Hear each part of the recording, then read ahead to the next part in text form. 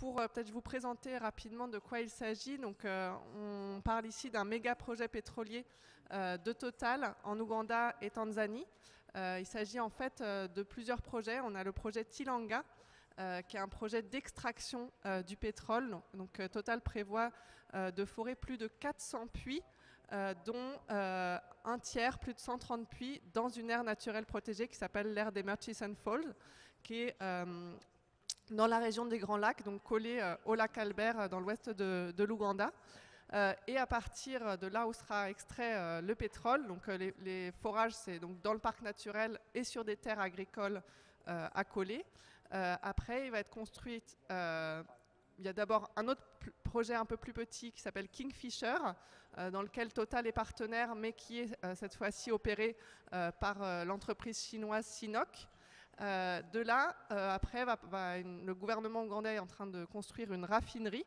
Et de cette raffinerie, après, va partir un méga oléoduc, donc un oléoduc géant, l'oléoduc ICOP. ICOP, ça veut dire East African Crude Oil Pipeline, donc l'oléoduc de pétrole d'Afrique de l'Est. Et il se targue que ce sera le plus long oléoduc chauffé au monde. Donc le plus long, on parle de 1445 km de long au travers l'Ouganda et la Tanzanie pour arriver jusqu'au port de Tanga et exporter ce pétrole.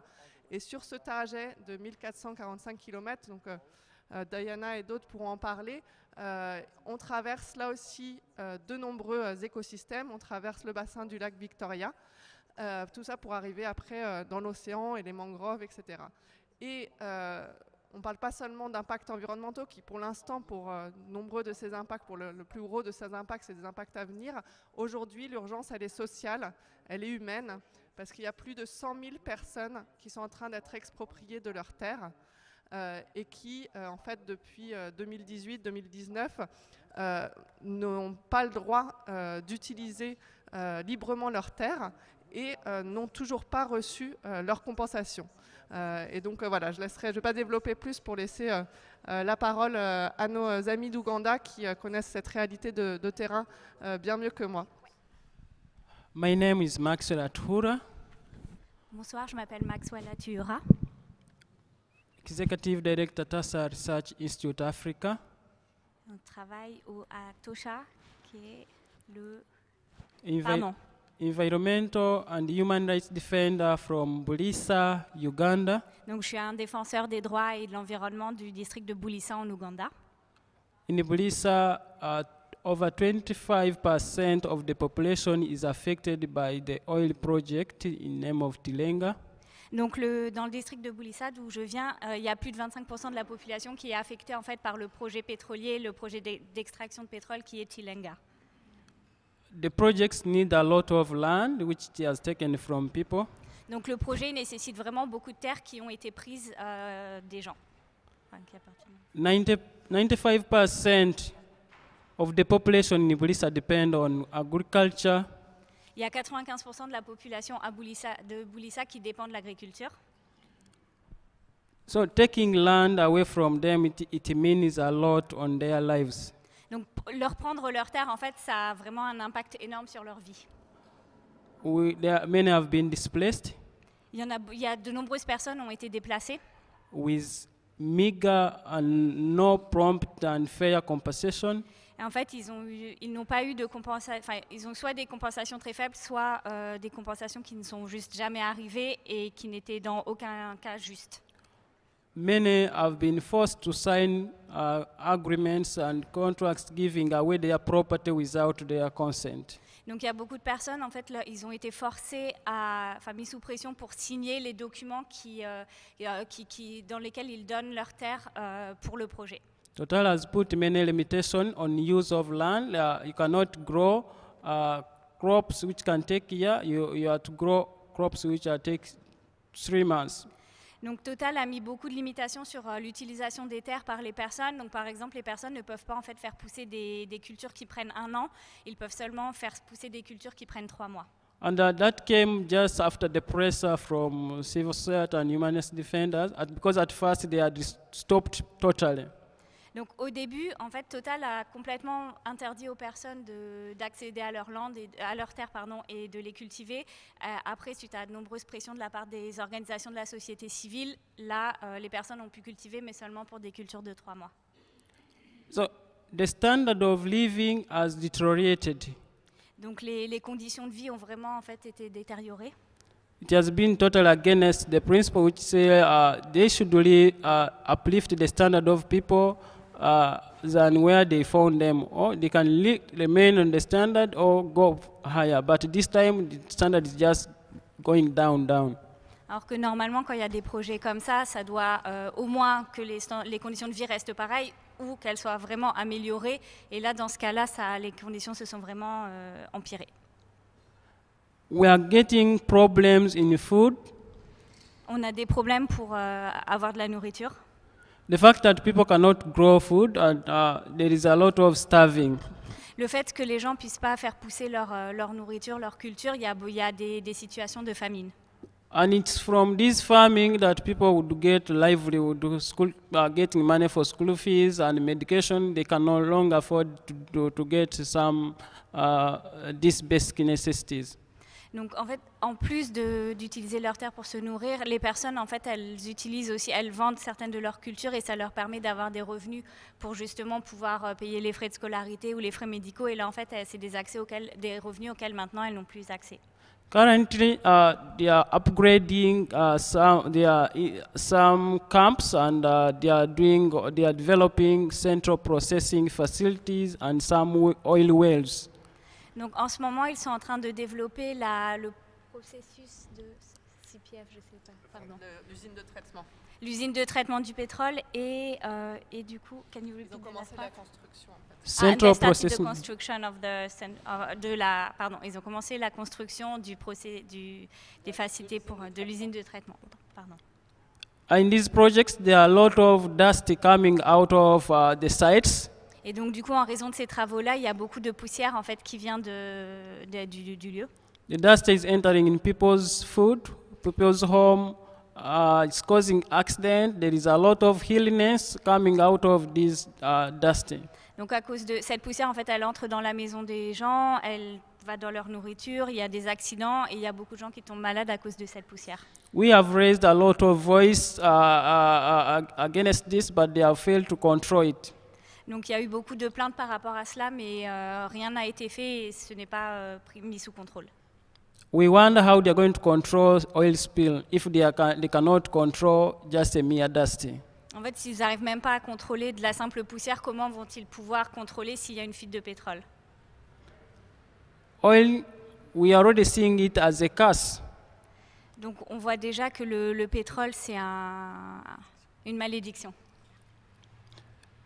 The civic space to us, human rights defenders and grassroots organizations has totally shrinked. L'espace civique dans lequel évoluent les associations de la société civile et les associations vraiment communautaires, il s'est complètement réduit. Personally speaking, I've been arrested like 2 times. À titre personnel, j'ai été arrêtée déjà 2 fois.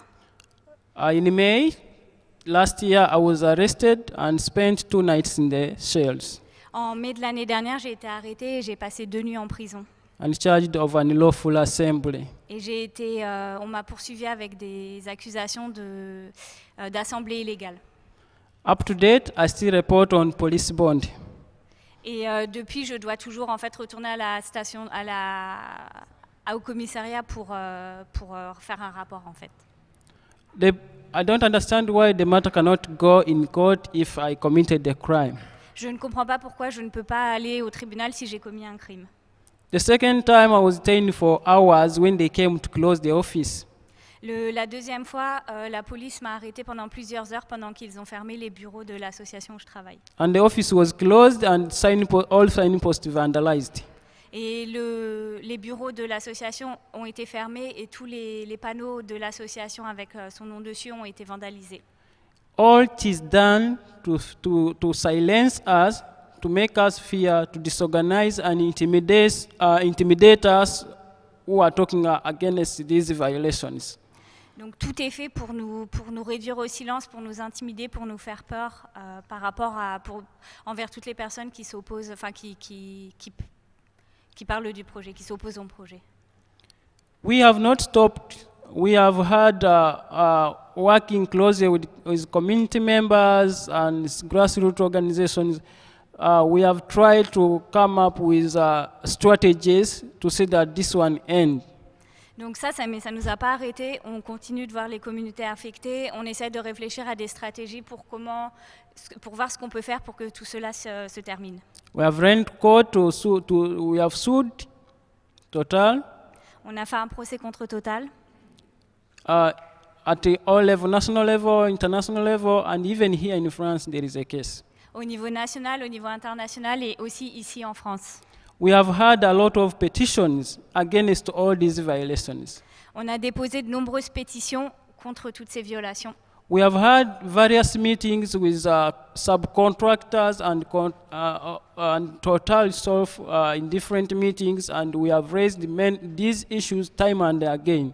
On a eu beaucoup de réunions avec les fournisseurs de Total, leurs filiales, et on a soulevé ces problèmes de nombreuses fois. But it's unfortunate that nothing do change.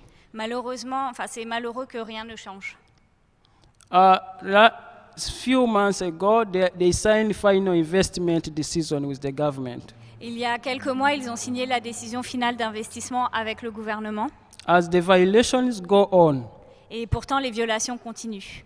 We understand there is a lot of relationship between the French government and Uganda government.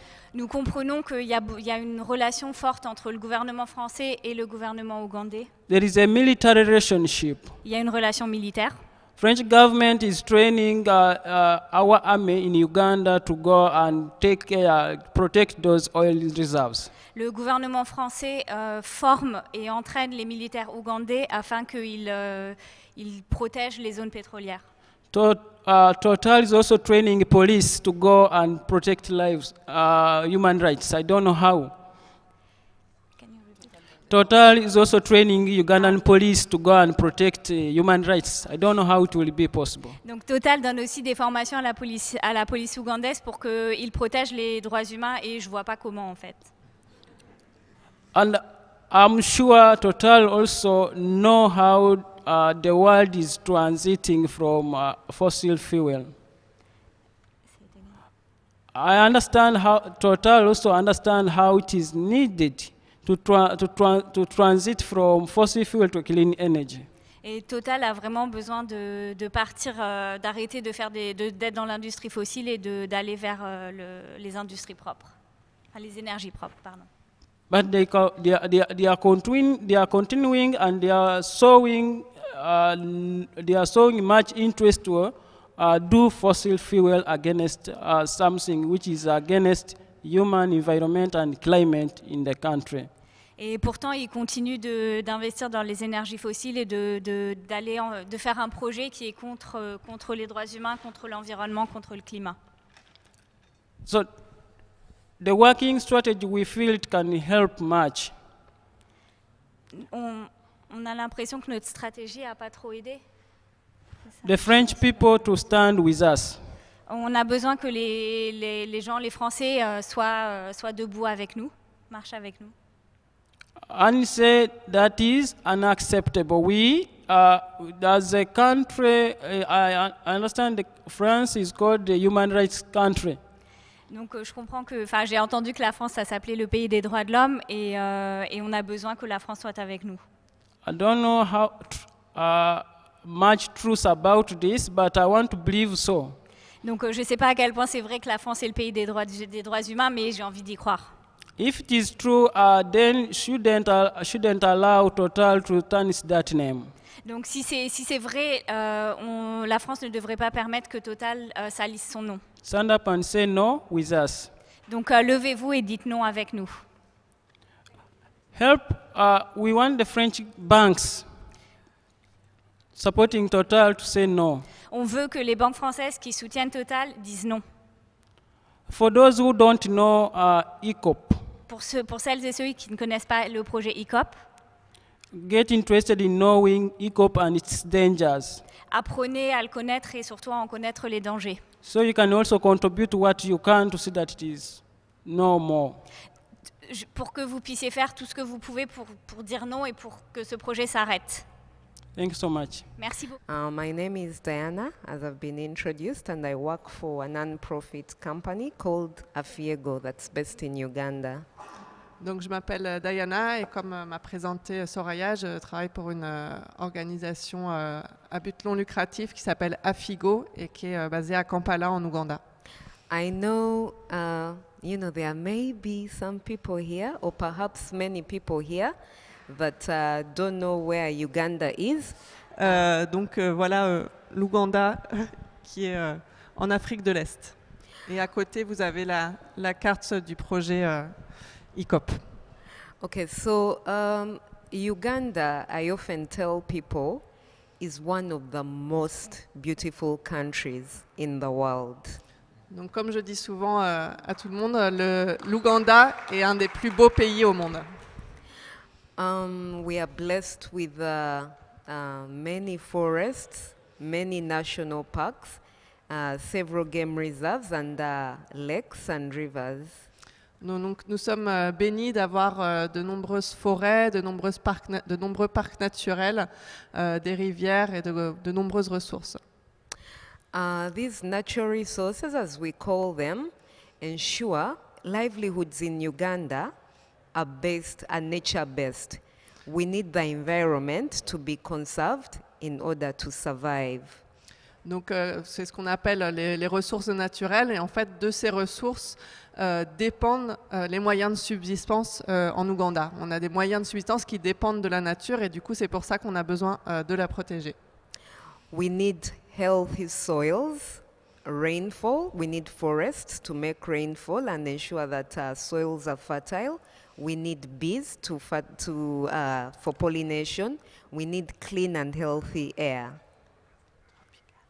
Ah oui, on a besoin de sols qui soient sains, on a besoin de forêts, on a besoin de l'eau pour pouvoir cultiver et vivre. Our survival is at risk because of the prospects of oil production in Uganda. Et aujourd'hui, notre survie est menacée par le développement pétrolier en Ouganda. So I'll give you a bit of history about oil exploitation in our country so that you may understand why I've said what I've said. Donc je voulais vous raconter un peu l'histoire pétrolière dans mon pays pour que vous puissiez comprendre ce qui se passe. So commercial oil deposits were discovered in Uganda in the year 2006. Donc en 2006, de larges réserves de pétrole commercialement exploitables ont été découvertes en Ouganda. Unfortunately for the country, the deposits were discovered in the Albertine Graben. Et malheureusement, ces réserves ont été découvertes dans la région qui s'appelle l'Albertine Graben. The Albertine Graben is one of the reasons why Uganda is very beautiful, but it is also one of the most eco-sensitive, biodiverse, and pristine regions in the world. Donc cette région, c'est ce qui fait une des richesses de l'Ouganda.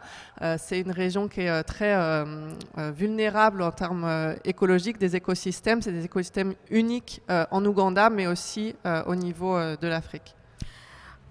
Just to give you an understanding, I'll share this. The Albertine Graben has 7 out of 10 of Uganda's national parks. Donc c'est là que se trouvent 7 sur 10 des parcs nationaux protégés d'Ouganda. It also has 8 out of 15 of our most important forests. Et aussi 8 des 15 plus importantes forêts du pays. It also hosts over 50% of Africa's bird species. C'est là qu'on trouve plus de 50% des espèces d'oiseaux d'Afrique. The Graben also hosts over 30% of Africa's mammal species. plus de 30% des espèces mammifères d'Afrique. And we also have plants, reptiles, and other forms of biodiversity in the Albertine Graben. Il y a aussi des plantes, des reptiles et tout autre type de biodiversité dans cette région de l'Albertine Graben. Today I'm going to particularly or specifically speak about Murchison Falls National Park. And so Murchison Falls National Park is one of Uganda's oldest, largest and most visited national parks. Donc ce parc est un des plus anciens, des plus grands et aussi des plus visités parcs naturels d'Ouganda. Unfortunately, under the Tilenga Oil Project, which is operated by Total, the Tilenga Oil Project has 400 oil wells, and 130 of those are found in Murchison Falls National Park. Donc le projet Tilanga va consister en forage de plus de 400 puits et dont 130 à l'intérieur même du parc naturel des Murchison Falls. So with drilling, for those who may understand a bit about oil exploitation, we know, and especially in Africa, oil exploitation or extraction is incompatible with biodiversity conservation.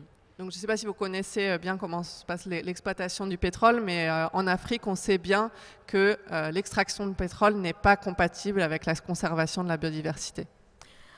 Noise pollution, air pollution, oil spills and others negatively affect animals. Donc il y a la pollution par le bruit, par l'air, la pollution de l'air, la pollution des sols, etc. Et tout ça, ça affecte négativement, ça impacte les animaux. So drilling for oil in a national park that's one of the largest and therefore has a lot of biodiversity presents immense risks. Donc forer ces puits de pétrole dans un parc national qui a une telle riche biodiversité représente bien sûr des risques immenses.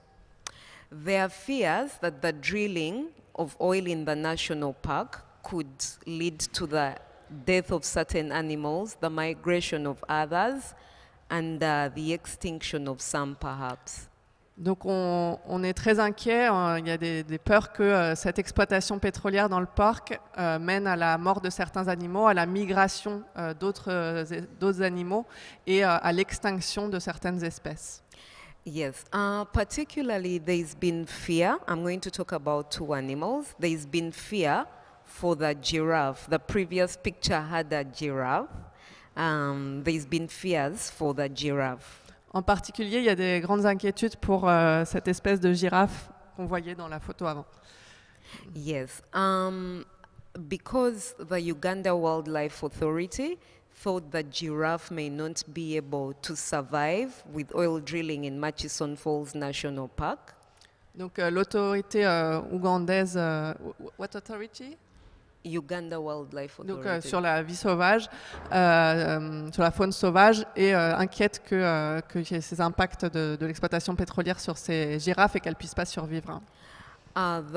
Some giraffes were translocated or transported from Murchison Falls National Park to another park. Et donc c'est pour ça qu'ils ont carrément déjà transporté des girafes pour les déplacer dans un autre parc naturel. This was done, not Kidepo, to Lake Mburo, I think. Yeah, this was done to ensure that the giraffes survive. Donc c'était fait pour être sûr que les girafes puissent survivre. Unfortunately, if the land size of Murchison Falls National Park reduces, the entire population of giraffes in that park cannot be translocated. This means that we stand to lose giraffes. Mais en fait, on n'a pas pu déplacer toutes les girafes, donc avec la réduction de l'espace qu'il y a pour ces girafes, il est très possible qu'on perde ces girafes. And then there are the beautiful big elephants which need big spaces in order to survive. Et non, on a aussi les très beaux éléphants qui sont, comme vous savez, énormes et du coup qui ont besoin de beaucoup d'espace aussi pour survivre. Since not oil drilling, oil exploration started, communities that live around Murchison Falls National Park in northern Uganda, in Mwea district, have said Donc, il n'y a pas encore eu le début de l'exploitation, mais il y a eu une phase d'exploration pétrolière. Et donc, depuis que cette phase a commencé, les populations qui habitent dans le district d'à côté, c'est Nyoa, c'est ça? Nyoa, racontent that more animals, more elephants move from the national park and go into their gardens and destroy acres and acres and acres of food. Et donc, elle raconte que depuis que l'exploration a commencé, il y a de nombreux animaux, et notamment les éléphants, qui sortent du parc et qui vont sur leur terre et qui détruisent tout, donc des hectares et des hectares de culture. And this destruction is bad because communities become food insecure, and we all know that food, if you have access to food, you never know that food is the fuel of the body and is one of the most important things for a human being. Et donc ça affecte la sécurité alimentaire des populations, des communautés. Et c'est très grave parce qu'on sait que l'alimentation, tant qu'on n'est pas menacé, on ne le sait pas, mais quand on nous touche, on voit que la nourriture, c'est ce qui est essentiel pour nourrir notre corps et pour vivre. So if elephants continue to raid communities' gardens, communities are going to retaliate and will kill these elephants. Et du coup, si les éléphants continuent de détruire les cultures des communautés, les communautés vont devoir répondre, prendre des représailles, et donc elles risquent de commencer à tuer des éléphants. We have already seen this happening with another endangered animal species called the chimpanzee. On a déjà vu ça arriver avec une autre espèce qui est l'espèce des chimpanzés. So because of the oil activities, there is a lot of pressure on forests in the Albertine Graben, and some land belonging to forests has been grabbed. Donc à cause de toutes ces pressions sur les terres, en fait, il y a aussi des forêts qui sont affectées, et du coup des gens qui commencent à aller prendre sur la forêt pour pouvoir aller habiter, et du coup ça affecte les forêts. This means that chimpanzees have lost their habitat, but they've also lost the trees that they used to be able to get food. Donc ça veut dire que les chimpanzés ont perdu leur habitat, ils ont aussi perdu les arbres desquels ils pouvaient tirer leur nourriture. What the chimpanzees do now is that they raid communities' gardens, and chimpanzees are naughty animals. They also grab children, they've killed a child before, they like to disturb women, they fear men though. Du coup, les chimpanzés, en fait, pareil, ils doivent survivre. Donc, en fait, ils ont commencé à aller dans les villages pour prendre de la nourriture, etc. Et ils sont pas très commodes parce que du coup, ils ont même attaqué des enfants, des femmes, et par contre, ils ont peur des hommes. And communities have retaliated, and they have killed 2 chimpanzees in the last year. They killed 2 chimpanzees, or early this year, I don't remember. Et du coup, en retour, les communautés ont tué 2 chimpanzés, plutôt cette année. Yeah, we need chimpanzees. For those who may not know, they are our closest cousins, and a lot of medical research that informs the medicine that we use and others is done on chimpanzees. Donc, comme vous le savez, le chimpanzé, c'est notre cousin le plus proche, et ils sont notamment utilisés pour la recherche médicale. Il y a beaucoup de tests de médicaments qui sont faits d'abord sur des chimpanzés. I want to make 2 final points and conclude. In Murchison, and this is about the crawlers, in Murchison Falls National Park, a huge road, tarmac road as we call them in Uganda, was constructed to support the Tilenga project. Et du coup, je voulais terminer par 2 choses, notamment parler des animaux rampants. Et donc, dans le parc des Murchison Falls, il y a une route qui a été construite. This road is bad, and conservations have been complaining, is bad for the survival of especially the reptiles. Et donc, cette route affecte la conservation de la biodiversité, et en particulier, elle affecte les reptiles. This is because while soil doesn't get very hot, untarred roads get very hot and are not very good for conservation. Donc parce que normalement la terre quand elle est sauvage, elle chauffe pas trop, alors que la route, elle chauffe beaucoup. So it's difficult for animals such as snakes, monitor lizards, and others to cross from one side to another to look for food or mates. Et donc c'est très difficile pour ces serpents, ces reptiles, en fait, de traverser ces routes qui sont très chaudes et pouvoir aller du coup chercher de la nourriture et d'autres choses. The ECOP also has its issues to do with the chimpanzees, but in the interest of time, let me talk about Lake Victoria. Donc l'ICOP a aussi beaucoup, donc ça elle parlait surtout de Tilanga pour les Murchison Falls, et l'oléoduc a aussi beaucoup d'impact, notamment sur les chimpanzés, mais comme on n'a pas beaucoup de temps, elle va se centrer sur les impacts sur le lac Victoria. So nearly a third of the ECOP is in the Lake Victoria Basin. Donc près d'un tiers du tracé de l'ICOP est dans la zone, le bassin du lac Victoria. Where the ECOP is to be constructed, I wish we had a photo of Ouais, Lake est-ce qu'on peut Victoria. remettre la carte sinon de l'ICOP? Voilà. Donc le lac Victoria, c'est l'énorme lac qu'on voit au milieu, c'est la deuxième réserve d'eau douce au monde. To say that Lake Victoria is the second largest freshwater lake in the world. Ok, I've just said that. Ah, C'est ce que je viens de okay. dire. And, Donc le lac Victoria, la seconde réserve And d'eau did you douce. say that it's the biggest inland freshwater lake Non, j'ai pas dit ça. in Donc c'est le plus grand lac dans l'intérieur des terres. And this lake has various wetlands that are designated as Ramsar sites. UNESCO designated them as Ramsar sites. Donc dans cette zone, il y a beaucoup de sites de... j'arrive pas à trouver le mot en français. De sites Ramsar, oui, mais wetlands, des zones humides, merci. Voilà, j'ai du mal. Il est tard. This is because these wetlands either support breeding or are habitats or host migratory birds that come from Europe during the winters and go to Africa. Donc ces zones humides sont très importantes. Donc je disais, Ramsar, c'est une convention en fait de protection de certaines zones. Donc ces zones humides sont des lieux très importants, notamment pour les oiseaux migrateurs qui viennent d'Europe et pour d'autres besoins. Yeah. So these sites that are important for the survival of birds, snakes, and others are at risk of being destroyed because of the ECOP. Donc ces zones qui sont vraiment d'une importance vitale pour ces espèces d'oiseaux et pour des reptiles sont aujourd'hui menacées par le projet ECOP.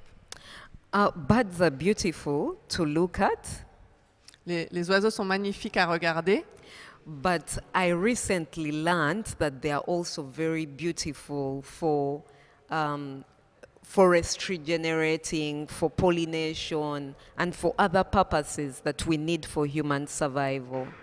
mais j'ai appris récemment que en fait, les oiseaux, non seulement ils sont beaux, mais ils sont aussi très importants pour la régénération des forêts, pour la pollinisation et plein d'autres besoins, donc ils sont essentiels aussi à notre vie.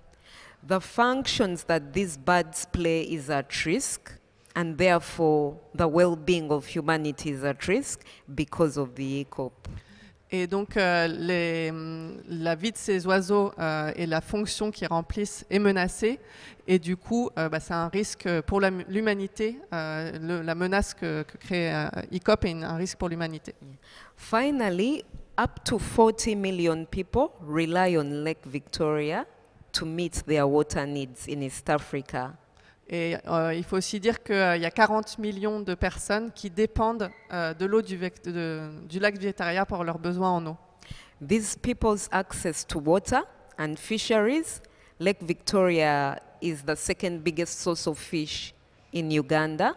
Et donc le droit de ces populations d'accéder à l'eau, mais aussi comme un lieu de pêche, c'est la seconde zone de pêche la plus importante du Ouganda, Is at risk because of the ECOP. est menacé par le projet ECOP. Because of all these risks and others that we haven't discussed tonight, Et donc à cause de ces risques et bien d'autres risques dont on n'a pas le temps de parler aujourd'hui, We are calling on you to take whatever action you can On vous demande de faire tout ce qui est possible pour vous, to pressure or engage Total to invest in alternatives as opposed to the unticketed fossil fuel industry. donc pour faire pression sur Total pour qu'ils investissent plutôt dans les alternatives et non dans les énergies fossiles qui font partie du passé. Bonjour, donc moi je suis Thomas Barth, j'ai passé plus de temps en Ouganda mais j'ai aussi enquêté en Tanzanie. Donc je vais notamment parler du projet EACOP, donc le pipeline, pour la zone tanzanienne. Alors, la Tanzanie, on entend encore moins parler que l'Ouganda, notamment parce que l'espace civique est encore plus réduit qu'en Ouganda, dans le sens où il y a actuellement une seule ONG dans le pays qui travaille un petit peu avec des communautés affectées, mais même quand elle travaille avec elle est extrêmement contrôlée par le gouvernement, elle ne peut pas rencontrer les communautés de manière indépendante du gouvernement local. Pourquoi on a commencé à aussi enquêter en Tanzanie? C'est parce que notamment Total, depuis plusieurs années, n'arrête pas de nous expliquer que ce n'est pas de sa faute, toutes les violations des droits humains, c'est à cause du gouvernement ougandais. Du coup, on s'est dit, on allait aller voir en Tanzanie si c'était différent. Qu'est-ce qu'on voit? C'est que c'est exactement les mêmes pratiques. Par exemple, comme Maxwell et Diana ont expliqué, les populations affectées n'ont pas le droit d'utiliser leurs terres depuis entre 2018 et 2019, leurs terres de manière libre. Elles peuvent juste cultiver ce qu'on appelle des cultures saisonnières qui doivent pousser en moins de 3 mois environ. Ce qu'on remarque, c'est qu'en Tanzanie, c'est exactement pareil. Ça a un énorme impact économiquement pour les populations, ce qui fait qu'il y a des phénomènes de déscolarisation à grande échelle qui se voient, des communautés qui parlent de phénomènes de famine. Et ça, cette restriction de liberté de cultiver leurs terres, on la retrouve exactement de la même manière en Tanzanie. Autre similitude qu'on retrouve en Ouganda et en Tanzanie, c'est sur la sous-évaluation des terres. Les Total même si pour plus de 95% des communautés, ils n'ont pas encore reçu leur compensation, mais va compenser les gens. Le problème, c'est que les compensations ne suffisent pas aujourd'hui pour pouvoir acheter des terres de taille et de superficie équivalentes. En Tanzanie, c'est encore pire qu'en Ouganda.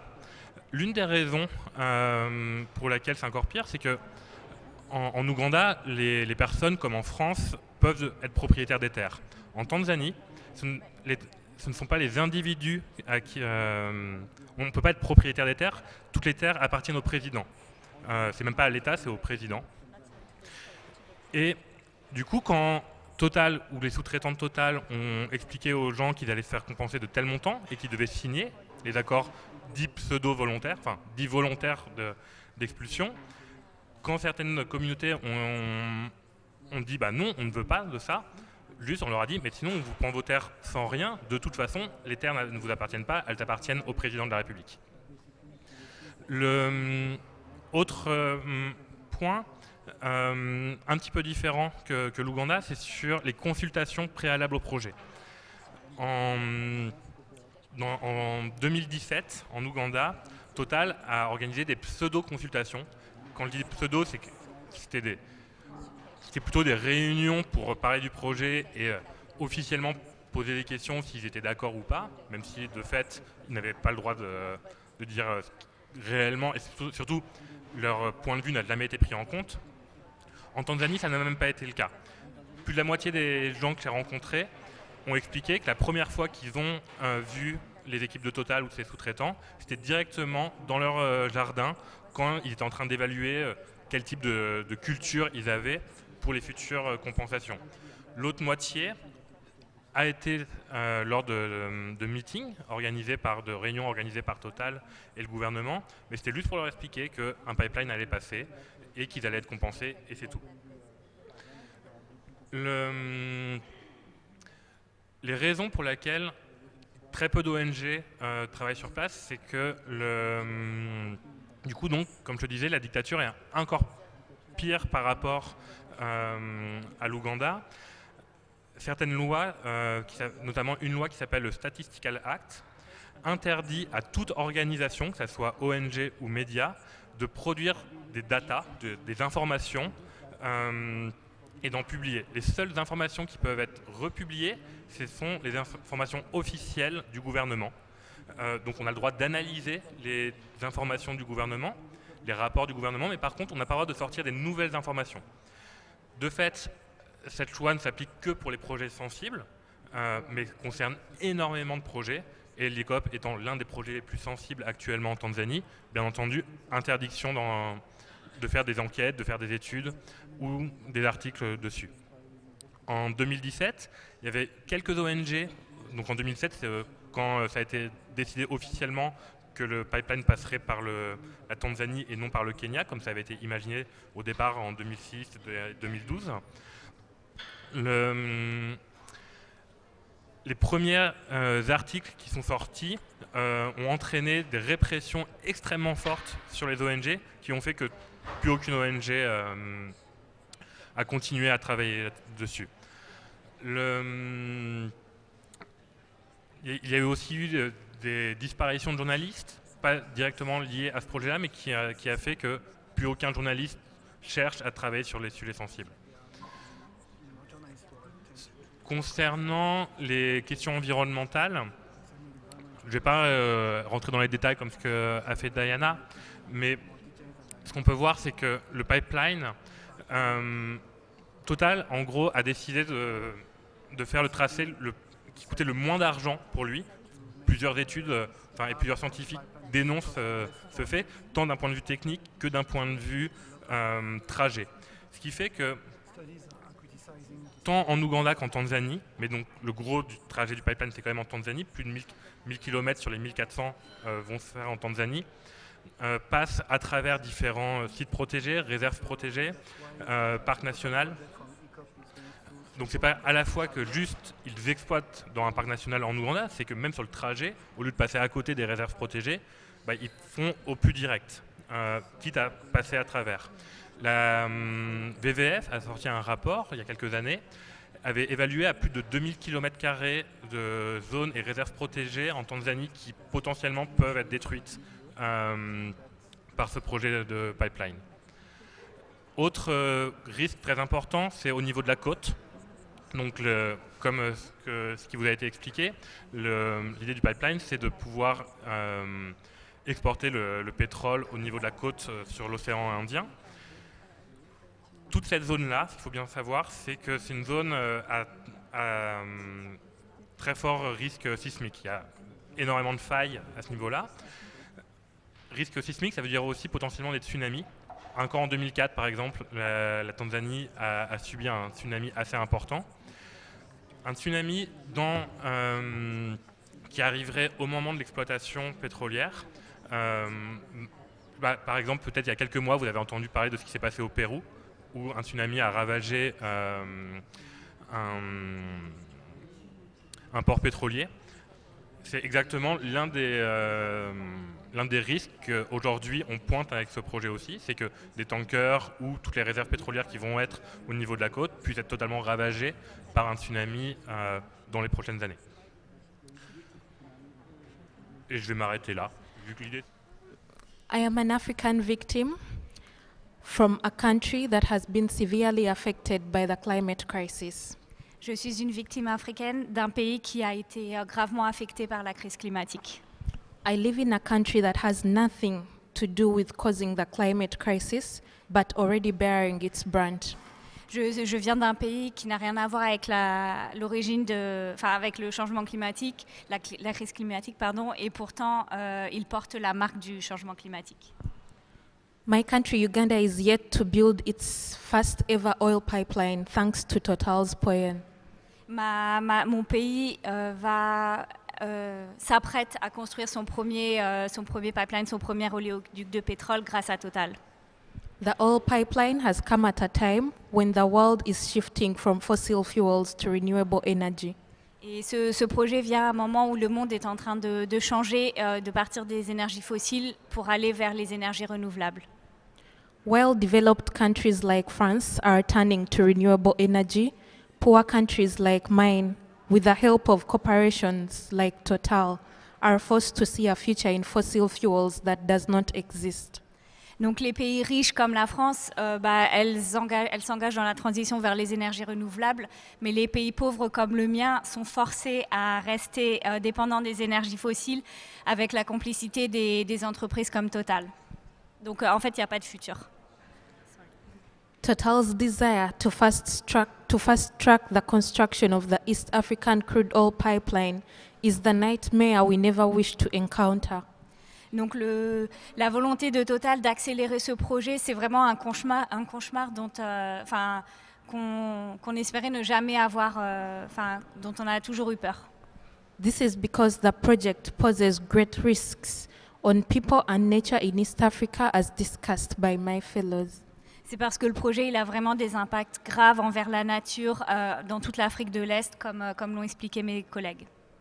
In my home village, people are already displaced, their incomes and livelihoods affected, unacceptable risks to water resources, biodiversity and natural habitats. Donc dans mon village, les gens sont déjà affectés à la fois leurs droits, leurs terres et leur accès à l'eau et les ressources naturelles. This includes Uganda's pride, Maxon Falls, Bugoma Forest Reserve, which has over 500 chimpanzees, Buharamuro Game Reserve, among others. Donc ça inclut le parc des Murchison Falls, la forêt de Bugoma et le... Can you repeat the last one? L'endroit où il y a des grands animaux, le Buhoma, le parc de Buhoma. Ça c'est en Tanzanie. This is the time where our biodiversity is greatly extincting. Climate catastrophes are worsening, and they are aiming at unlocking a new source of carbon emissions that will either prove financially unviable or produce unacceptable climate harm. Donc on est à un moment où vraiment le climat est en danger et la biodiversité est en danger, et pourtant ils sont en train de mettre en place un projet qui va débloquer des émissions de gaz à effet de serre qui auront des effets complètement dramatiques. Total's economic interests are putting millions of lives at risk. Les intérêts économiques de Total sont en train de mettre en danger la vie de millions de personnes. Last year, President Macron wrote a letter to our president thanking him of the victory. L'année dernière, le président Macron a écrit une lettre à notre président en le félicitant de la victoire. I know that at the heart of President Macron's friendship with Museveni, our president, is our country's oil. Et je suis sûre qu'au cœur de l'amitié entre le président français et mon président Museveni, il y a le pétrole. And wishing our president success is like a mock for the existence of generations to come. Et donc souhaiter le succès à notre président, c'est comme mettre un voile sur l'existence de toutes les générations à venir. However, we are determined to fight for this because 40 million people's lives depend on it. Et pourtant, on est déterminé à se battre parce qu'il y a plus de 40 millions, il y a les vies de 40 millions de personnes qui dépendent de ça. We cannot trade innocent lives for economic interests. On ne peut pas échanger des vies innocentes pour des intérêts économiques. The 34.3 million metric tons of carbon are expected to be produced by this oil pipeline per year. Donc il y a 34,3 millions de tonnes de CO2 qui vont être émises par le projet chaque année. And this is to ridiculously undermine the efforts of limiting global warming to combat climate change, and yet the Paris Agreement was developed and signed in this same country. Et donc ça va vraiment mettre en danger tous les efforts qui ont été faits pour réduire les émissions de gaz à effet de serre. Et en même temps, il y a les accords de Paris qui ont été signés dans ce même pays. Over 400 villages in Uganda and Tanzania where the pipeline will pass are not just a number. This is life to us. This is our future. And it means our livelihoods destroyed and displaced. Donc quand on parle des 400 villages qui sont affectés en Tanzanie et en Ouganda, ce n'est pas juste des nombres, en fait, c'est nos vies, c'est nos moyens de subsistance qui sont affectés. Amid this non-compensation, starvation and the climate crisis came the displacement and COVID-19 leaving many impoverished. Donc, en plus des déplacements, des restrictions d'accès à la terre, il y a eu le Covid qui est venu et en fait, toutes les personnes se sont vraiment appauvries. If President Macron really wants to create a better country, like he wrote in his letter to President Museveni, then he should think about the thousands of innocent people who are bearing the brunt of the climate crisis. Donc si le président Macron veut vraiment faire que l'Ouganda soit un meilleur pays, il ne peut pas soutenir un projet qui va vraiment avoir un impact sur la vie de millions de personnes et qui sont déjà impactées par l'urgence climatique. Our country, Uganda, bears the name Pearl of Africa, and every day that passes by, we yearn to feel the meaning of this statement. The Pearl of Africa. Notre pays est considéré comme la perle de l'Afrique et à chaque fois que le projet avance, ça met ça en danger, en fait, sa réputation en danger. Each day comes with its own struggles, floods, droughts, landslides, rising temperatures, diseases, and the like. Chaque jour vient avec son lot d'événements graves comme les inondations, les sécheresses, les landslides, les glissements de terrain et tout ce genre d'événements. What Uganda really needs is protecting and preserving biodiversity, renewable energy technologies which will provide clean jobs to people. Ce dont l'Ouganda a vraiment besoin, c'est d'accès aux énergies renouvelables. Renewable energy, biodiversity. Et voilà, pardon. Donc ce dont l'Ouganda a vraiment besoin, c'est que sa biodiversité soit protégée et que les gens aient accès aux énergies renouvelables qui, en même temps, permettront que les gens aient des boulots propres, enfin des emplois propres. We need investment in renewable energy, in agriculture, forestry, fishery, which if invested in can provide over 5 million jobs to people. Donc, ce dont notre pays a besoin, c'est vraiment des investissements dans l'agriculture, dans l'élevage de poissons, dans tout ce qui est lié à la forêt. Et ça, en fait, si on a ce genre d'investissement, ça peut créer des emplois pour jusqu'à 5 millions de personnes. This is the kind of development my country needs, not fossil fuels. C'est le genre de développement dont mon pays a besoin. Mon pays n'a pas besoin des énergies fossiles. Africa is a continent that receives sunshine throughout the year, and if this is invested in, we can produce solar energy that can power the whole world. Et l'Ouganda, c'est un pays qui reçoit beaucoup de soleil, où il y a beaucoup de lumière. Et si on investissait dans cela, ça pourrait donner de l'énergie, de l'électricité à tout le monde. We have for so many times been left on the sidelines on many occasions, but at least we shouldn't be when it comes to a just transition, because this is the future. Et en fait, on a été laissé de côté depuis tellement longtemps pour tellement de sujets, mais là, sur la question vraiment de la transition juste, on ne doit pas être laissé de côté. Total's poignant for many years hid the truth about global warming from the world, but they cannot keep greenwashing us forever. Depuis des années, Total a caché la vérité au monde, a fait du greenwashing par rapport aux vrais effets du changement climatique, mais là, c'est plus possible. Total peut plus cacher cela. It's time to stand up against their lies, because we know that for the fact all oil-producing countries are suffering untold environmental challenges, and we do not need to take the same route. Et il est temps maintenant de se lever et de s'opposer justement aux énergies fossiles, parce qu'on sait bien que les pays dans lesquels il y a eu des investissements dans les énergies fossiles, ils en ont souffert et on ne peut pas prendre le même chemin. Total's interest in profit over people is one of the reasons as to why global emissions are shooting high. Et les intérêts de Total et le fait que Total fait primer l'argent et les profits par rapport aux droits aux humains, aux gens, au monde, c'est une des raisons pour laquelle en fait les émissions de gaz à effet de serre, elles sont en train d'augmenter de manière significative. We Ugandans aspire to develop, but not at the expense of our lives. Nous les Ougandais, nous voulons nous développer, mais pas aux dépens de nos vies.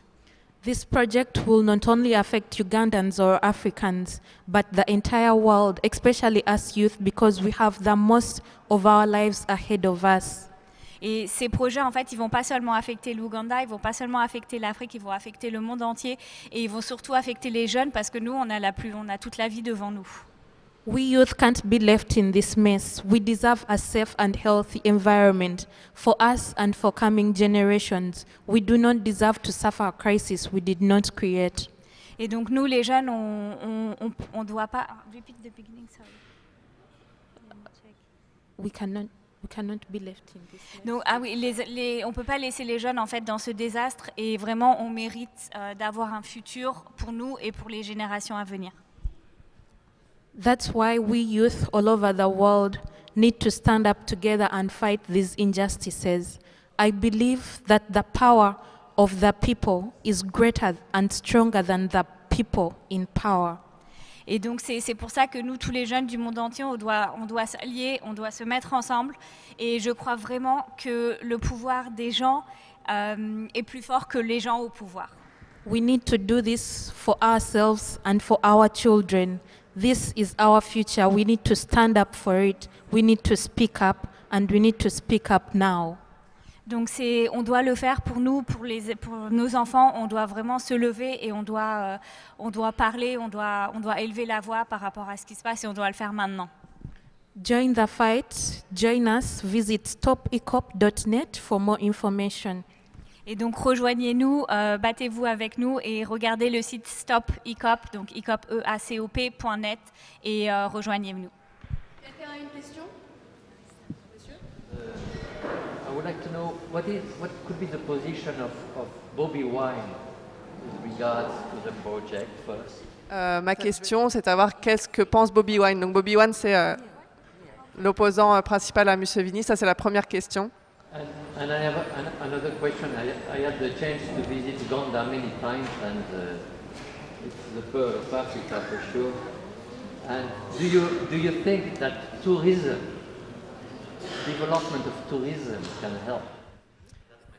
Et donc, mon autre question, c'est que j'ai eu la chance d'aller en Ouganda plusieurs fois, cette perle de l'Afrique. Et est-ce que vous pensez que le tourisme peut faire échouer peut aider à développer l'Ouganda? Peut aider dans cette bataille, pardon. Thank you so much. The name I've not mastered the name. Sorry. I want to answer the first question about the Bobby Wine. Donc, je vais répondre à la première question concernant Bobby Wine. For those who don't know, Bobby Wine is a strongest opposition leader in the country. Donc pour ceux qui ne le connaissent pas, c'est l'opposant le plus important à Museveni en Ouganda. In the last polls, he was the second runner. Donc au dernier sondage, il était juste deuxième. So when he visited Bulisa, donc il s'est rendu à Bulisa, donc dans la zone pétrolière. He told people clearly that you are not going to benefit from this oil. Et il a dit aux gens qu'ils n'allaient pas profiter de ce pétrole. If the government cannot give Total and the government cannot give this, explain how people are going to benefit, the better to say no to it.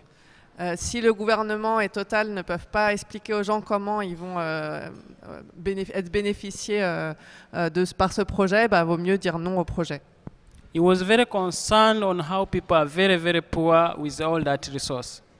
Et il était vraiment très préoccupé de voir comment les personnes, les populations locales étaient déjà très pauvres, même sans cette ressource. So his position is not sure how it will benefit people, and he wants people, Total and the government, to first explain, and if they cannot explain, to be stopped. Donc sa position, c'est de dire qu'il ne voit pas en quoi le projet va être bénéfique pour les populations et que du coup, si Total et le gouvernement ne peuvent pas expliquer comment ça va être bien pour les populations, autant dire non à ce projet. Yeah, that's brief we know about Bobby Wine. C'est ce qu'on sait de la position de Bobby Wine. Okay, thank you very much. And thank you for that kind compliment about Uganda. Merci beaucoup et merci pour les gentils compliments sur l'Ouganda. As regards tourism, the tourism tourism and travel sector in Uganda employs over 660,000 people. L'économie du tourisme en Ouganda, ça emploie 660,000. 660 000 personnes. Oui, c'est ça. While the oil and gas sector is expected to create 160,000 jobs. Alors que le secteur de l'industrie pétrolière va créer à peu près 1600 postes. These are direct, indirect, and induced jobs. Et donc ça, c'est les emplois directs, indirects et qui sont liés. When you compare in terms of employment figures, tourism is certainly the better option. Donc quand on compare simplement les chiffres, le tourisme est vraiment la meilleure option. And the Ugandan government in, I think it was 2017, I don't remember, produced a Uganda Green Growth Development Strategy. Donc, aux alentours de 2017, le gouvernement ougandais a développé un programme de tourisme vert, enfin, une stratégie de développement du tourisme écologique vert. And this strategy says that if more investments are made in tourism, agroforestry, clean energy, agriculture, and another sector, urban motorization. Et donc, selon cette stratégie, s'il y a des investissements qui sont faits dans les énergies renouvelables, les produits qui viennent de la forêt, which one after agroforestry? Agriculture. L'agriculture et d'autres. That nearly 4 million jobs would be created by 2030. D'ici, ça amènerait à la création d'environ 4 millions d'emplois d'ici 2030. So tourism is a very economically viable and ecological economic activity. Et donc le tourisme, c'est vraiment une activité qui va à la fois bénéficier au pays de manière économique et aussi de manière écologique. Unfortunately, the oil companies in Uganda are very clever, very smart. Et malheureusement, les compagnies pétrolières en Ouganda, elles sont vraiment très intelligentes. They've managed to convince tourism operators that it is possible for tourism to survive alongside oil and gas exploitation activities in national parks and lakes. Donc ils ont réussi en fait à convaincre toute l'industrie du tourisme que le tourisme pouvait continuer en parallèle aux opérations pétrolières, même au sein d'un parc naturel, même dans la région des Grands Lacs. So you don't find a lot of tourism operators demanding for better. We want to change that. Donc il n'y a pas vraiment de gens qui travaillent, enfin d'institutions du secteur du tourisme qui s'élèvent en fait contre le projet. Du coup, comme vous avez pu le voir, là, on est en train d'essayer de s'attaquer à un des plus grands projets pétroliers au monde. C'est un des projets les plus importants de Total. Et du coup, face à ce projet, on multiplie les moyens d'action. Donc, comme je disais au tout départ, on a lancé, donc quand je dis on, c'est les Amis de la Terre France, Survie, et aussi 4 associations ougandaises, donc AFIGO, l'organisation de Diana, et aussi CRED, NAPE et Navoda.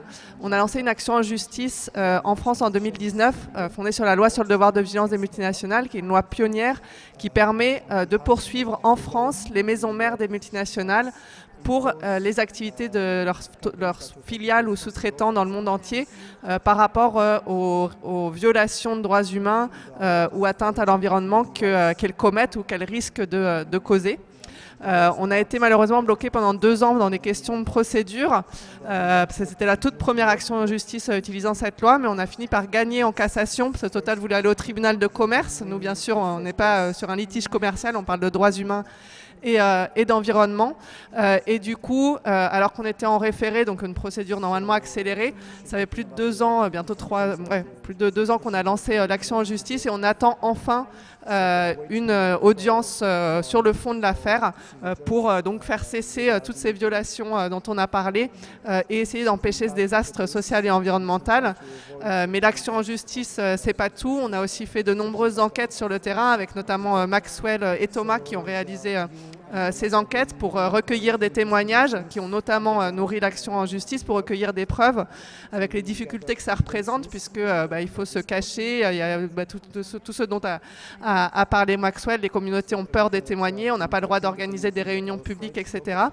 Et on a aussi fait des enquêtes sur notre dernière enquête qui est sortie en octobre l'année dernière. Elle s'appelle Comment, d'ailleurs vous avez quelques exemplaires à l'entrée, comment l'État français fait le jeu de Total en Ouganda. Et donc dans cette enquête on a révélé les différents moyens avec lesquels l'État français soutient Total. Donc Maxwell a évoqué la coopération militaire, il a évoqué le soutien personnel de Macron à Museveni, c'est tout l'appareil diplomatique de la France, donc l'ambassade française en Ouganda, l'ambassadeur qui va à tous les événements pétroliers, les événements de l'ambassade qui sont sponsorisés par Total et du coup qui l'aident à avoir une bonne image et plein d'autres moyens. Et donc ce qu'on a cherché, c'est pourquoi, et on a montré qu'il y a de nombreuses, ce qu'on appelle des portes tournantes, c'est-à-dire des allers-retours entre des hauts fonctionnaires ou des membres de cabinets ministériels qui sont partis travailler chez Total et vice-versa, donc du cabinet de Le Drian à chez Total, de chez Total au cabinet de Macron ou dans différents ministères. Et donc ça donne à Total l'accès au plus haut niveau de décision, et aussi ça crée une confusion entre les intérêts privés de Total et l'intérêt de la France, qui est notamment normalement censé défendre l'intérêt public. Et ça, c'est pas un cas isolé. On a aussi enquêté sur, pareil, sur le Mozambique. En ce moment, on parle beaucoup de la Russie.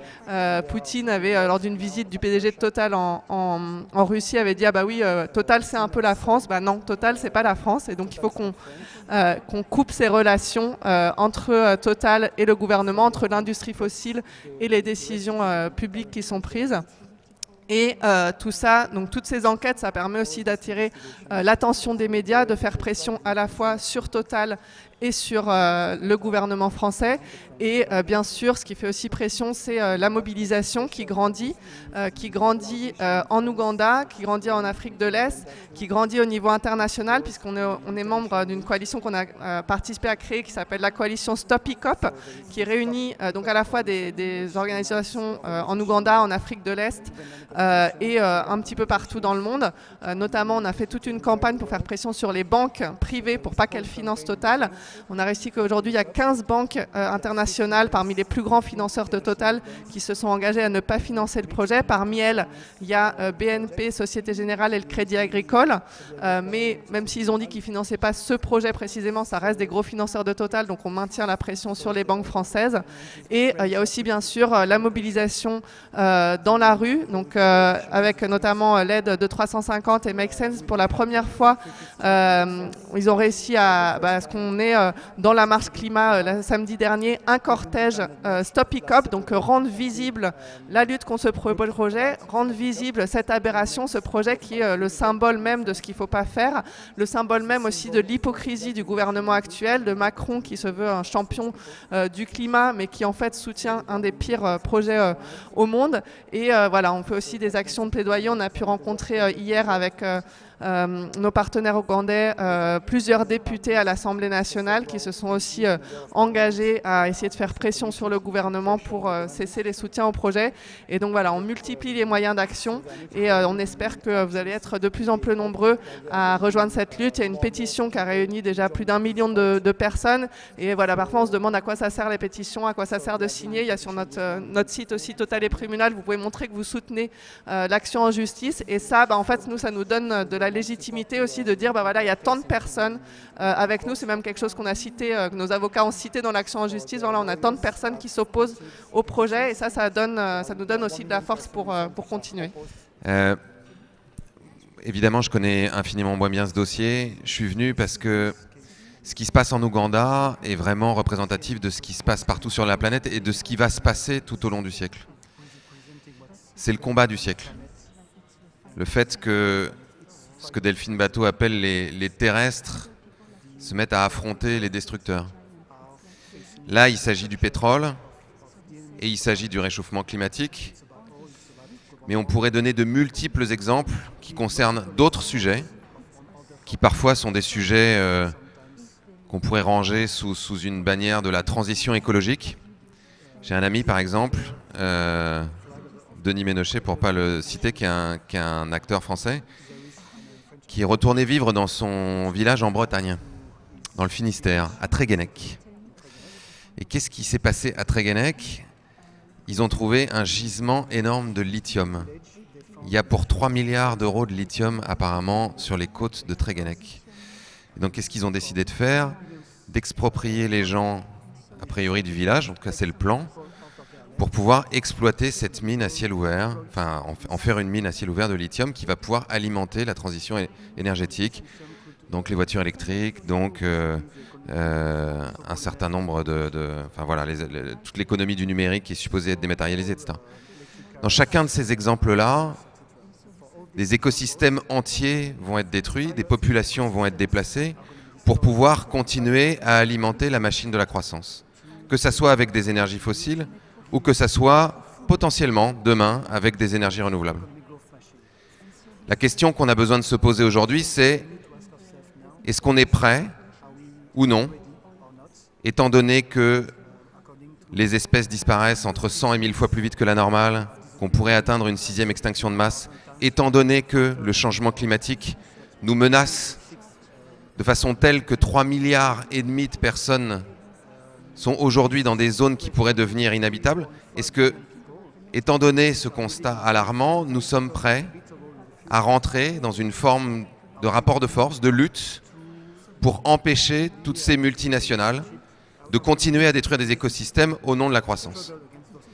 Comme vous le savez pertinemment, on parlait tout à l'heure d'Emmanuel Macron. Si Emmanuel Macron veut que l'Ouganda...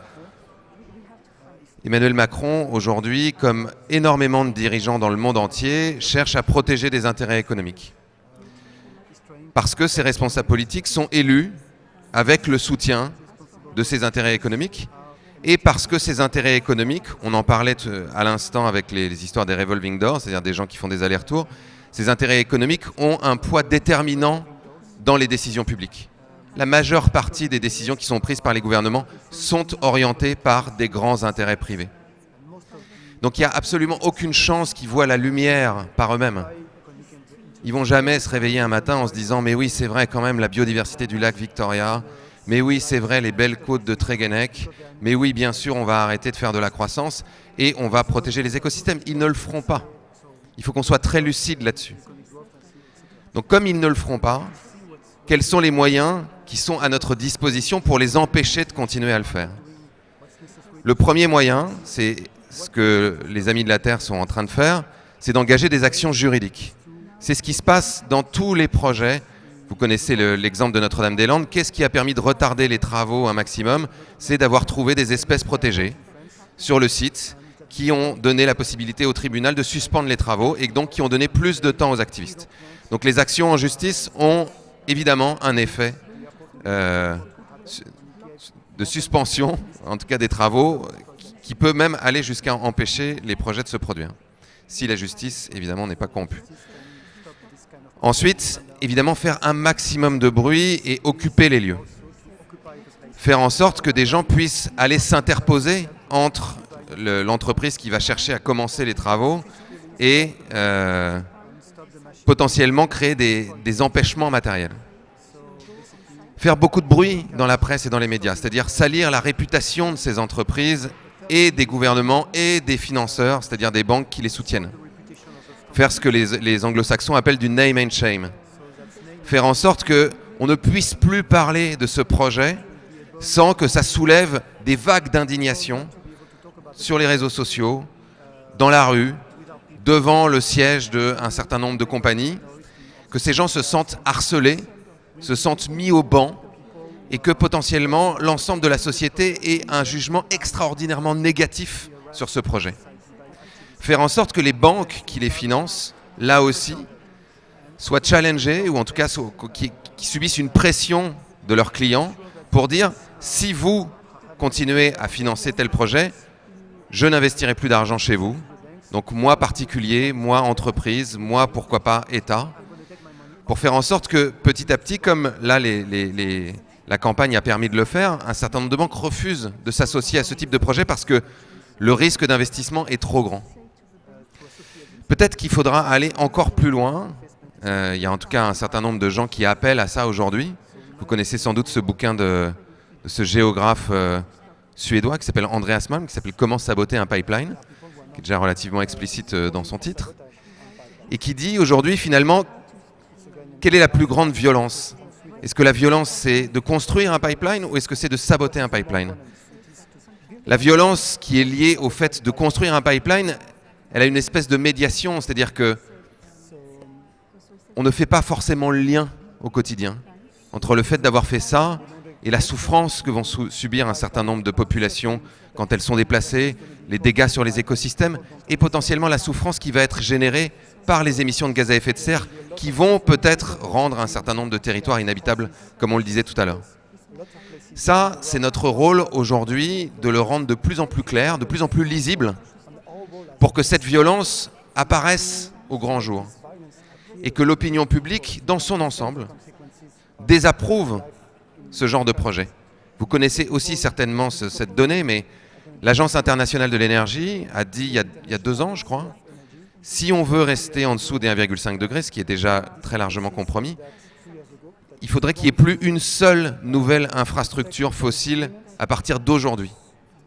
Quand Total décide de construire ce pipeline en Ouganda, c'est un acte qu'on pourrait considérer, dans une vision différente du monde, comme un acte criminel. À partir du moment où ces données sont publiques, à partir du moment où des organismes internationaux le disent clairement, c'est criminel. C'est faire en sorte que le changement climatique atteigne des degrés qui deviennent extraordinairement dangereux pour une partie de la population mondiale. Donc ce pourquoi on a besoin de vous aujourd'hui, c'est pour qu'en France, et Total, et les financeurs de Total, et les soutiens dans le gouvernement français de Total, n'aient plus de répit, qu'ils ne puissent plus avoir de répit, et qui se mettent à mal dormir la nuit, y compris les gens qui travaillent chez Total, qui puissent avoir envie de se désolidariser de ce type d'entreprise, parce que, globalement, le regard que la société portera dessus deviendra extraordinairement négatif. Ce projet-là est une sorte d'entraînement, c'est-à-dire que si on gagne cette victoire, elle aura besoin d'être reproduite avec de très nombreuses entreprises, sur de très nombreux sites et pour de très nombreux projets pour lesquels ces entreprises tâcheront évidemment de nous mêler, de nous soudoyer. C'est-à-dire qu'évidemment, c'est très facile pour Total de dire « mais vous comprenez bien que vous en avez besoin de ce pétrole. Vous en avez besoin pour faire marcher vos voitures. Vous en avez besoin pour les avions que vous prenez pour aller en vacances.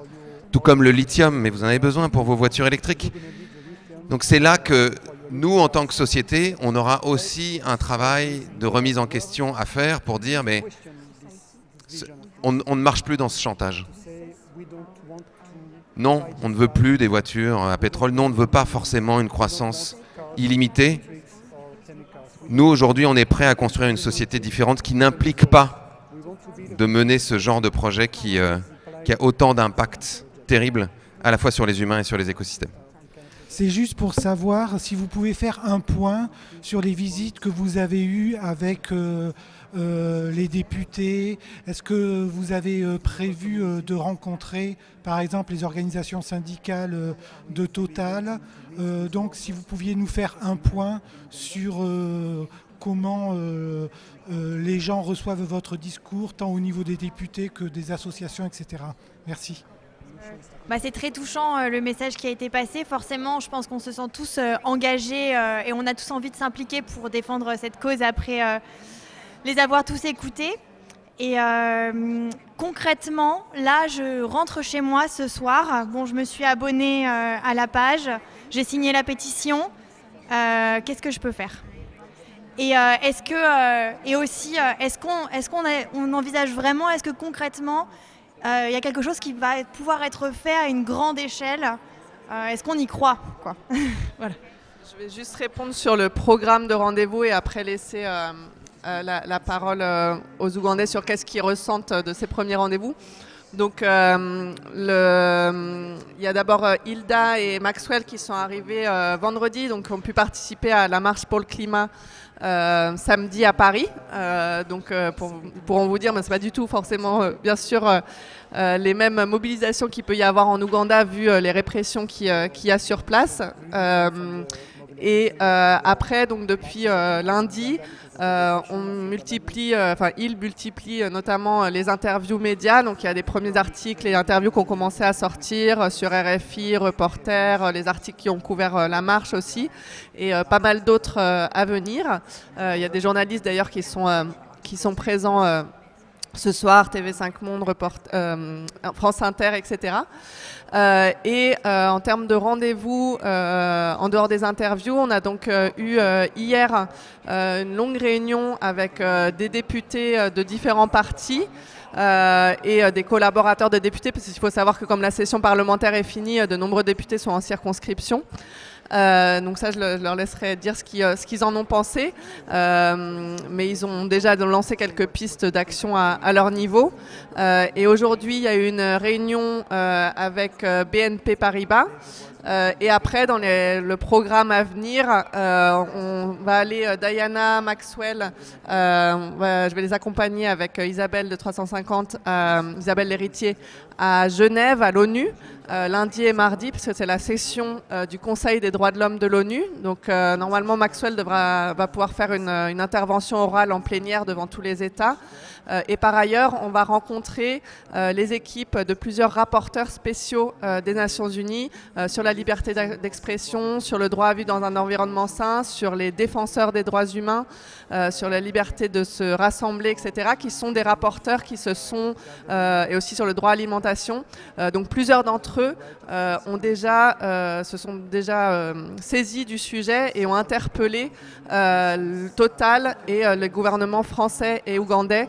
La dernière interpellation du gouvernement français, c'était suite à l'arrestation de Maxwell, et le gouvernement n'a jamais répondu. Et Total, de son côté, a répondu qu'on ne s'inquiète pas, parce qu'ils ont écrit, Pouyanné a écrit, le PDG de Total a écrit à Museveni. Et Museveni a répondu que maintenant il a demandé aux forces de sécurité de toujours prévenir Total quand il y a des journalistes ou des associations qui veulent venir s'intéresser au projet pétrolier. Donc voilà, on est très rassurés par cette réponse. Enfin, ils vont pouvoir se rendre mercredi à Rome et normalement pouvoir rencontrer le pape, ce qui est assez extraordinaire. Tout ça pour revenir jeudi à Paris. Et là, on a rendez-vous avec un conseiller de Macron et un conseiller de Jean-Yves Le Drian, donc le ministre des Affaires étrangères. Donc un programme très chargé. Et aussi un rendez-vous à Natixis, qui est du coup la grande banque française qui ne s'est pas encore engagée à ne pas financer le projet. Perhaps Juliette forgot to mention that we also met with officials from BNP Paribas. Peut-être que Juliette a oublié de mentionner qu'on avait rencontré des gens qui travaillent chez BNP. And particularly our meeting with the deputies, we feel it went very positively. Et notre réunion hier avec les députés, on a le sentiment que ça a été très positif. They made some commitments. Ils se sont engagés, ils ont pris certains engagements. And we hope that the public here can work with the NGOs here in collaboration with us. Et on espère que le public ici vont travailler avec les ONG ici et avec nous. To ensure that the commitments are made. Pour s'assurer que justement ces engagements soient tenus. But that this issue of the ECOP risks, the Tilenga risks, remain on the public agenda until the issues are resolved. Mais il faut vraiment que les problèmes, les questions de Tilenga et d'ECOP restent sur l'agenda du public jusqu'à ce que ces problèmes soient résolus. Par rapport à la question, qu'est-ce que tu peux faire et est-ce qu'on peut avoir de l'espoir? Déjà, ouais, je vais commencer par si on peut avoir de l'espoir. Je pense qu'on peut vraiment en avoir. C'est vrai qu'aujourd'hui, Total et les autres partenaires de Total disent qu'ils vont commencer en 2025 l'exploitation.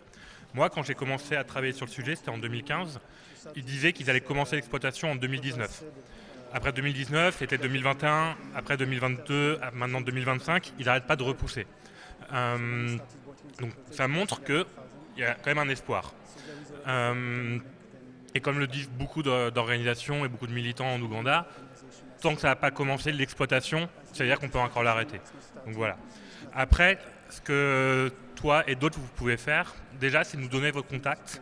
Par exemple, quand Maxwell et d'autres sont arrêtés, on a besoin d'interpeller. Ce qu'on fait, c'est qu'on interpelle les ambassades, on interpelle les rapporteurs spéciaux, on interpelle différents acteurs pour faire pression pour les libérer. Ça, mine de rien, plus on est, plus c'est utile. Donc déjà, ça c'est un grand truc. Pareil, il y a différentes actions de rue qui commencent à être mises en place. 350 organise de plus en plus de mouvements à ce niveau-là. Enfin, 350 et Make Sense notamment. Donc si vous nous donnez les contacts, nous on peut vous appeler quand il y a des call to action pour ce genre d'événement. Et ça peut être à la fois des choses qui sont organisées directement par nos organisations, 350, les Amis de la Terre, Survie, mais ça peut être aussi même des choses que vous faites vous-même.